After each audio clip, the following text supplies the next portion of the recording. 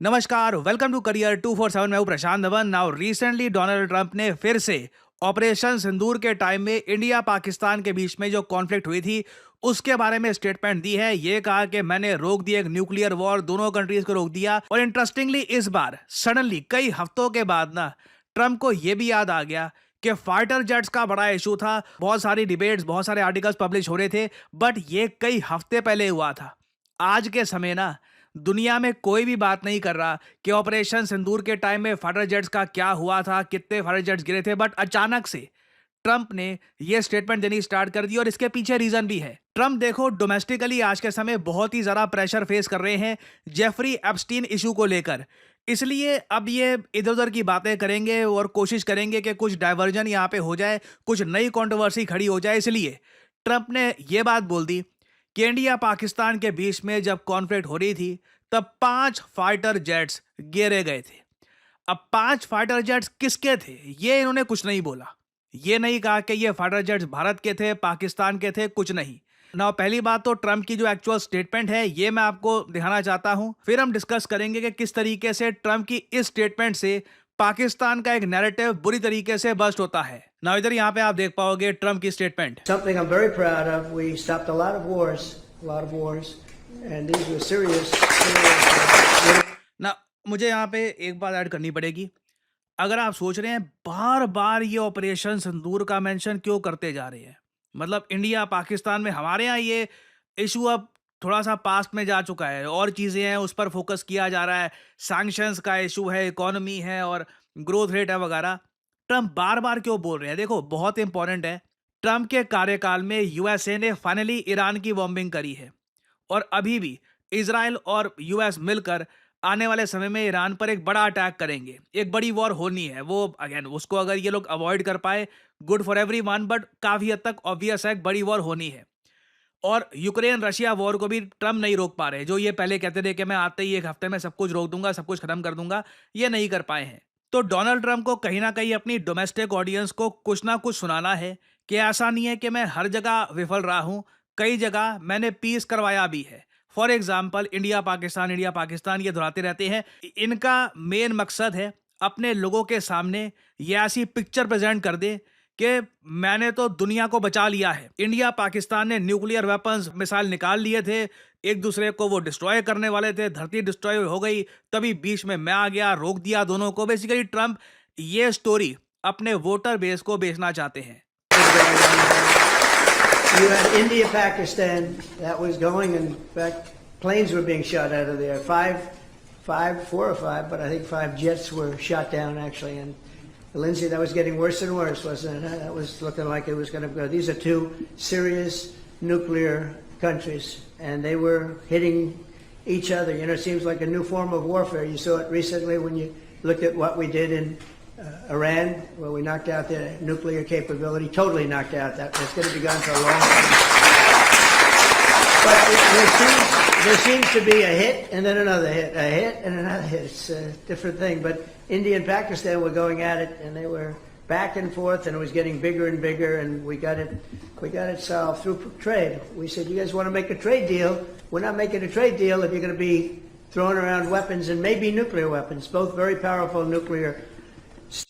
ना ये न्यूक्लियर कर रहे हैं और ये ट्रेड डील की भी बात कर रहे हैं। भारत ने कैटेगोरिकली कई बार रिजेक्ट कर रखी है ये ट्रम्प की बातें कि जब इंडिया और यूएस के बीच में कुछ भी बातचीत हुई थी ड्यूरिंग ऑपरेशन सिंदूर, कोई भी फोन आया था यूएसए का, वहां पर ट्रेड का कोई भी मेंशन नहीं किया गया। दूसरी बात, एक बात यहां पर नोट करने वाली ये है, ट्रंप ने ये नहीं कहा कि भारत के 5 फाइटर जेट गिरे हैं या पाकिस्तान के। इन्होंने ये कहा है देवर गोइंग बैक एंड फोर्थ।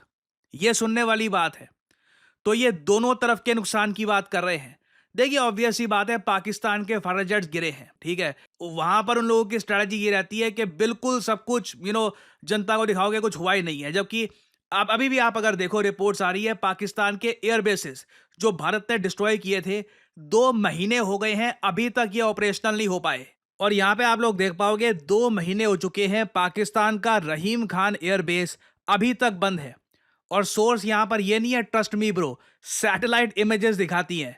आप सैटेलाइट इमेजेस पे देख सकते हैं कि अभी तक जो डैमेज भारत ने किया था इनके रनवे पर, वो अभी तक इन लोगों ने रिपेयर किया नहीं। और आपका अगर रनवे खराब है तो कोई भी फाइटर जेट टेक ऑफ करना, it will be absolutely a disaster. अब इस सब के बीच में जो ट्रम्प की ये स्टेटमेंट आ गई है ना कि they were going back and forth और 5 फाइटर जेट्स गिरे गए हैं, ये पाकिस्तान और चाइना के जो प्रोपेगेंडा मेकर्स हैं उनके लिए काफी चिंता की बात है। और मैंने एक बात नोट करी, जैसे ही ट्रम्प की ये वीडियो आई ना, जो चाइना के ये सोशल मीडिया हैंडल्स है, चाइना का जो भी ये सिस्टम कमाल का है, बाहर के मीडिया को, बाहर के जो भी ये प्रोपेगेंडा है, अपनी देश की जनता तक पहुंचने देते नहीं है। मगर इन लोगों ने फेसबुक, एक्स पर, इवन यूट्यूब पर बहुत सारे अकाउंट्स बना रखे हैं इनकी, ये आप कह लो प्रोपेगेंडा टीम के, और मतलब वेरियस और जो इनकी टीम्स हैं, ये लगातार ट्वीट्स करते रहेंगे, प्रोपेगेंडा फैलाते रहेंगे चाइना का पाकिस्तान के बॉट्स के साथ। ये सिस्टम कमाल का है इन लोगों का। अब मैं देख रहा था जैसे ही ट्रम्प की स्टेटमेंट आई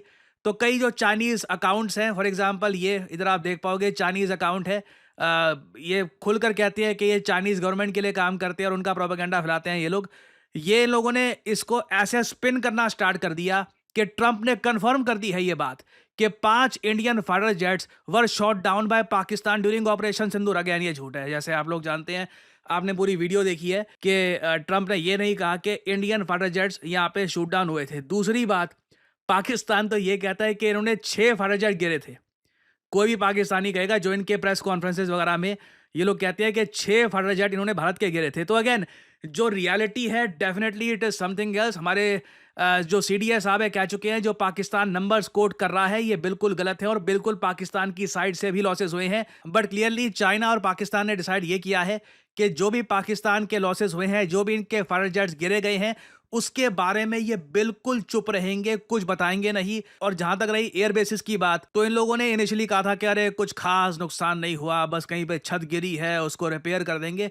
2 महीने हो गए हैं, इनके ज़्यादातर जो एयर बेसिस हैं still they are not operational. But at the same time ये सब देखकर थोड़ी फ्रस्ट्रेशन भी होती है। अगर हम इतना आगे चले गए थे, जब एयर बेसिस को हमने इतना ज़्यादा इनके डैमेज कर दिया था, we should have gone all the way और पाकिस्तान को डैमेज कर सकते थे। थोड़ा सा हम आई थिंक पहले रुक गए यहाँ पर। बट एक आदमी है जो बिल्कुल नहीं रुका, वो है डोनाल्ड ट्रंप। डोनाल्ड ट्रंप यहाँ पर नहीं रुके। उसके बाद इन्होंने इंडिया पाकिस्तान का जो ये फाइटर जेट वाला इशू है, जब ये इस पर कमेंट कर दी, और अगेन यहाँ पे मैं बोलूँगा, ट्रंप आज के समय बहुत ज़्यादा प्रेशर फेस कर रहे हैं अपनी डोमेस्टिक ऑडियंस से। जेफरी एप्स्टीन केस को लेकर ट्रंप से पूछा जा रहा है कि जेफरी एप्स्टीन केस से रिलेटेड जो सारे डिटेल्स है आप रिवील क्यों नहीं कर रहे। ट्रंप कह रहे हैं वो तो पुरानी बात हो गई, छोड़ो, अब कौन सोचता है उसके बारे में। जबकि ट्रंप ने काफी बार अपने कैंपेन में कहा था कि मैं सारी बातें दुनिया के सामने लेकर आऊंगा। मगर आज के समय आप देखोगे यूएसए का मीडिया ही खुलकर डोनाल्ड ट्रंप को एक्सपोज कर रहा है। ये कह रहा है कि एक्चुअली में ट्रंप जेफरी एप्स्टीन के काफी करीबी थे और एप्स्टीन की सारी फाइलें अगर दुनिया के सामने आ गई तो वहां पर ट्रंप भी फंस जाएंगे। और अजीब बात देखो, ट्रंप ने इस इशू को लेकर ना, एप्स्टीन के इशू को लेकर खुद के मीडिया पर केस कर दिया। कितने का?